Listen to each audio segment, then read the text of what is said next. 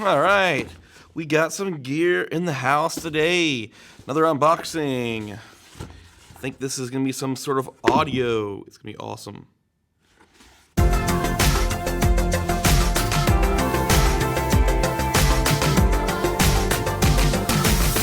What's up, guys? If you're new here, my name is Paul, and I run a channel that inspires other creators that your future is whatever you make it. And I do that through gear reviews and tutorials, but today is more unboxings. And this is actually a really exciting product. I am excited to open this one up. This is going to be a very good competitor to none other than the Rode Wireless Go. And we got the Comica BoomX-U. There you go.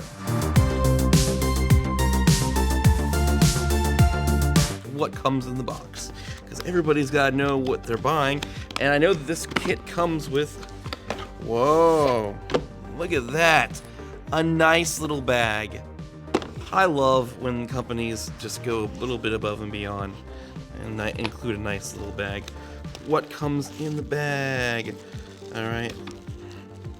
I love that these come with microphones. Yep, these are lavs.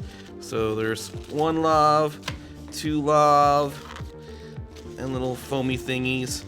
Some cabling. Looks like charging. Oh man, this comes with an XLR adapter. I could probably use it for other things. Wow. That's so cool. I'm looking forward to seeing that. User manual, who needs that? And the microphones themselves. So they look like they're like aluminum, but they're a plastic material. They're not like a cheap plastic material. They're very light. I'm definitely excited to try these out though.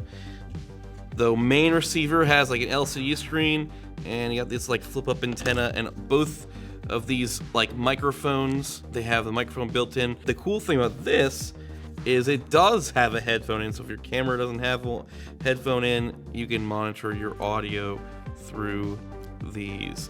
That is mad cool. That's pretty much it. Nice little bag, nice system here, everything you need to charge it and lav it up. But how do they sound? All right, this is an indoor studio test of the Comica BoomX-U, and this is inside of a controlled atmosphere. The antennas are on top of my camera, about 10, 15 feet away from me. 15 feet might be a little bit of a stretch. But the antennas are, angled up at 90 degrees, just like it says, straight up in the air. And the one on the transmitter is angling straight down. Comica suggests that you angle it down to 180 degrees. So that is what I did. I put it down to 180 degrees, pretty much antenna facing down, and it's on my side, so it's kind of facing this direction. It is out of the line of sight just because it's, this desk is kind of blocking it. So this is a test of what that sounds like using the lav that it comes with the kit. I love these little lavs because it has a little clip on it that snaps right in next to the 3.5 input jack on this receiver, so it's not going to be going anywhere. That's that nice little design tip that just bumped it up just a little bit, in quality there. So that was a real nice thing from Comica to do. Now we're going to switch over to the built-in microphone and see how that sounds. All right, and here we go. We just switched to the built-in microphone. Now it does come with a nice little wind muff shield thing, which I did test a little bit earlier outside, and it actually worked really well in the wind. But I didn't redo the frequency scan, and it was really dropping out a lot. So I'm hoping that I can go back outside now and redo that test where there won't be nearly as many dropouts. Because my first test was really bad. If it was as bad as it was, I would have boxed the product back up and sent it back to them. You have to make sure you run the scan to have the transmitter pick the best channel for the receiver and everything. So anyway, so it's really easy actually. You just go through the menu, you click the menu button on the side, you scroll through the options till you see auto, and you literally just hit auto, channel, whichever channel you want, A or B, and then you take the transmitter and you just hold the IR sensors and you make sure they're in view of each other, and it'll automatically link it up. If you don't, it'll say failed, and you'll be like, why did it fail? Because the IR sensors don't see each other. So you gotta make sure those are lined up. It's working great now that you do the auto scan. Another thing to note is I'm in a school, and there is a police radio installed in these schools so that they can get the best radio reception from their radios, and also a bunch of the staff and everybody, we use school radios. So I was assuming that there could even be an issue with me performing these tests here, and if it works really well here, then I'm assuming it'd work way better in an environment without that radio transmission going on. So I'm really interested to see how these tests go, especially now when I redo the scan. Once again, this is a UHF system, so the frequency range for this goes to 567 to 579, I believe. I was really shocked to see it drop out earlier, but like I said, I'm going to rerun that test again, and we're actually going to go outside right now, and I'm going to test it again to see if I get better luck when I reconfigure the best signal for that particular location. That's the key thing you got to keep in mind. Make sure, especially if you're doing client work, let it auto scan and find the best signal range for the area that you're in. But let's go test it out again. All right, so this is an outdoor test of the lav set. I am about 5 feet away from the camera, and I'm going to continue to walk this way. Now, the receiver is on my side, and it is in direct line of sight, so it technically will be in line of sight mostly even when I turn around, but this system is supposed to be good, so we'll see how it is. So we're at 5 feet. We're about 10 feet now.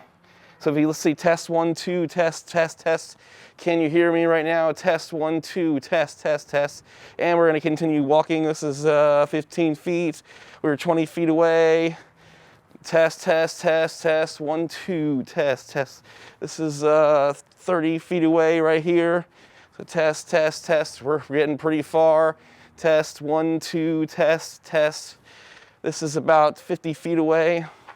Sure seems a little bit further than 50 feet away though. Who knows? This could be a little bit distracted, but we'll see. 1, 2, 3, let's go. All right, all right, this is how far away we are. I'm not gonna go any further than this. This is pretty far away. So this is at 10, 20, 30, 40, 50, 60, 70. This is about 80 feet away from the camera. I'm gonna go ahead and walk back and just continue talking so you can see if there's any dropouts as I continue to walk. Now this is with the lav mic with the receiver sitting down at my side of my leg. So we'll see how the dropouts go. We'll see how this goes. Testing 1, 2, 3, 4, 5, 6, 7, 8. And we're back. All right, so this is the other test for the built-in microphone, so we'll see how this sounds. The wind muff is actually on it, so right now we're about 5 feet away from the camera. I'm gonna continue walking this way. All right, we're about 10 feet here, 10 feet right here, so see how this thing, I listened to the audio really quickly for the lav, and I don't think it dropped out, if any at all. So this thing's got some pretty good range as long as you sync it up before and let it find the best signal. So we're about 20 feet away now. So we're just gonna continue walking. We are 30 feet away now. All right, 30 feet, 30 feet, 30 feet, 30, 40 feet. All right, 50 feet over here. So we're about 50 feet away from the mic. Man, it seems further. 60 feet, 70 feet, and 80 feet right over here. So yeah, this seems pretty far away, but. All right, so now we are back in the studio. I've had a chance to review the footage, and I am very impressed. You can turn around and be in line of sight and not be in line of sight, and it still picks up pretty darn good. I will say this though, you have to do this one thing, at least when you are using this system. Make sure wherever you are, you have to sync up the channels. Let the receiver pick the best channel. If you do the auto and let it pick its own channel, it'll find the best one with the least amount of interference. Once you let it pick its own channel, it'll figure out the best channel for it. It worked great and flawlessly. And it makes this system just really, really, really useful. And I can't wait to use it in other shoots. Like this is just, it's really good. I think the lav and the built-in microphone actually sounds pretty good. Do you guys want to see a comparison video of the Rode Wireless Go?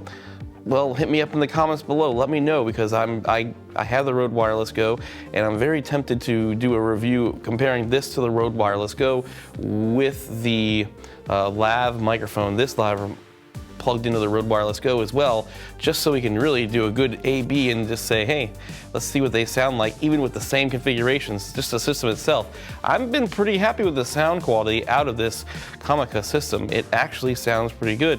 I haven't yet got it fully into my DAW, but I just kind of exported the clips and kind of listened to them on my computer, and I'm pretty happy with it. So I think this is going to sound excellent, and the range of this thing is pretty darn good. So kudos to Comica for making such a great product. I would definitely put my 5-star stamp on this thing. I've been really happy with this purchase from Amazon. And yeah, you know, what else do you guys want to see? You want to see more lights? You want to see more audio? I don't know, hit me up down below in the comments. Like, subscribe, and do all the fun YouTube-y things. And you know that I will see you in the future. You know, we'll see how the... Hey! We got people. I work at a school, so this is after hours. I'm testing a microphone here, so we're gonna go head back and see how this sounds. Test, 1, 2, 3.